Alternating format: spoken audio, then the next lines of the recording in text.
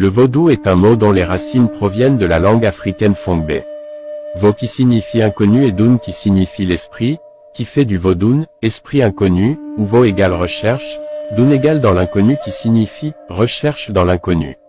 Par conséquent, la pratique du vaudou est une activité de recherche spirituelle visant à trouver la lumière spirituelle à travers les loas. En langue égyptienne, le vaudou s'écrit Wotun ou Wodun signifie libation, offrande, sacrifice.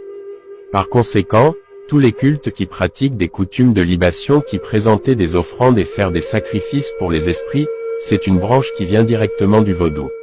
Le vaudou, comme spiritualité existait avant même que le mot Wotun a vu le jour en Égypte et a émergé principalement avec une série de cultes traditionnels africains. Les Loa Yoruba, Fon et Ewe à la naissance du royaume Daomen au XVIIe et XVIIIe siècle. Le vaudou existe avant les humains, car c'est l'outil sacré utilisé par Olohum pour créer l'univers. Le vaudou est une spiritualité animiste. C'est-à-dire que tout ce qui existe dans la nature est animé par une force supérieure ou spirituelle.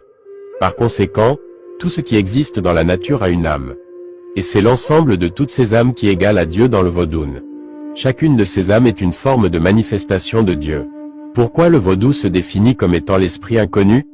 Le Vodun se définit comme étant l'esprit inconnu, c'est parce que tout ce qui existe dans la nature a une âme. Dans tout ce que nous voyons, il y a un inconnu et cet inconnu c'est notre âme ou notre esprit. Par conséquent les Vodunvis n'ont pas créé leur Dieu mais ils le découvrent à travers la nature. Le vaudou se définit aussi comme étant introspection dans l'inconnu.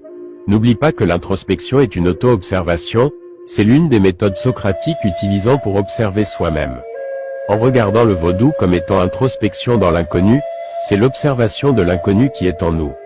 Car notre esprit est pour nous, un mystère, un inconnu que nous n'avons pas encore la capacité de le comprendre et de l'expliquer. Et il est évident que nous ne savons pas qui nous sommes réellement. Cela implique à dire que la nature est entièrement divine et sacrée. Que ce soit nous les humains, les animaux, les plantes et tous les éléments de la nature sont tous sacrés, divines et faire partie de Dieu.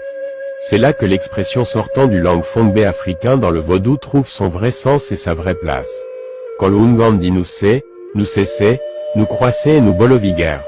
Quand on dit -7 en langue Fongbe africain, cela veut dire que je suis une partie de Dieu ou encore je suis un petit morceau de Dieu.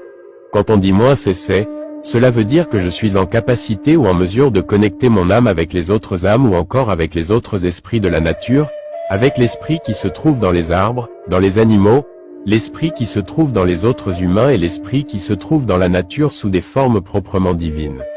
Quand quelqu'un dit -c'est, cela veut dire que les esprits se fondent en moi et de même ainsi je fonds en eux. Quand on dit -bolovigueur, cela veut dire je suis Dieu ou encore je suis le Dieu en Dieu. Par conséquent, je suis Dieu. Ces quatre expressions-là, sont les quatre piliers fondamentaux où les vaudouisants ont travaillé de jour en jour pour atteindre le niveau d'élévation spirituelle de son âme ou de son esprit. C'est exactement le chemin spirituel qui mène vers l'illumination spirituelle dans le vaudou. C'est ainsi que nos ancêtres ou encore l'être humain commence à connaître Dieu à travers lui-même et à travers la nature. Ils commencent à comprendre tout ce qu'ils font, tous les mouvements du corps et toutes les activités intellectuelles de sa personnalité sont liées directement à la dimension spirituelle de son âme ou de son esprit. Nos ancêtres ont fini par comprendre que, ce sont leur esprit qui guide et dirige le corps, que sur le plan physique ou encore sur le plan intellectuel. C'est ainsi, vient l'idée plagiée par les francs-maçons, où l'esprit domine la matière. Car c'est notre pensée qui dirige notre corps et qui dirige le monde sur le plan matériel et spirituel. En regardant le mouvement de notre corps, conditionné par notre esprit, les hommes commencent à chercher à comprendre aussi le mouvement des autres espèces dans la nature conditionnée par leur esprit. En observant l'univers, nos ancêtres commencent à voir que la Terre est en train de bouger.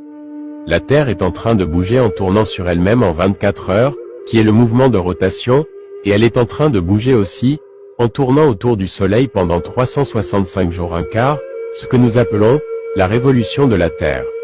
En observant les mouvements de la Terre, les mouvements qui se font sur des mesures parfaites, les hommes commencent à comprendre réellement que la Terre a une force qui l'anime ou encore la Terre a une âme comme tous les êtres vivants. En regardant les arbres, qui poussent dans la Terre, qui donnent des fruits en ces saisons, et il y a aussi des langages exceptionnels. Ils font aussi ces mouvements indépendamment. Par exemple une fleur qu'on appelle fleur 10 heures, il déploie toujours ses fleurs seulement quand il est 10 heures, ou encore au milieu de la journée. Quand il est tôt, ou il est tard dans la journée, on voit que ses fleurs sont fermées.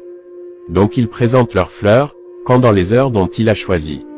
L'igname aussi, il choisit de grimper les arbres dans la façon dont il voulait, et ce ne sont pas nous les hommes qui dirigent ses mouvements, et qui le dit ce qu'il doit faire ou ce qu'il ne doit pas faire. Et tous les arbres ou encore tous les plantes de la nature ont des langages différents par rapport à ce qu'ils représentent et par rapport aussi à sa destination. Il a son comportement par rapport à sa nature. Par conséquent, nos ancêtres comprennent également que les plantes ont eux aussi une âme.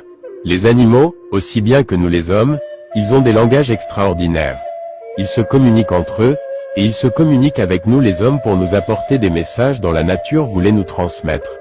Dans le domaine profondément spirituel, nos ancêtres commencent à se servir avec les âmes des animaux, et les âmes des plantes, pour composer des bains, et des composés magiques pour atteindre des niveaux spirituels extraordinaires.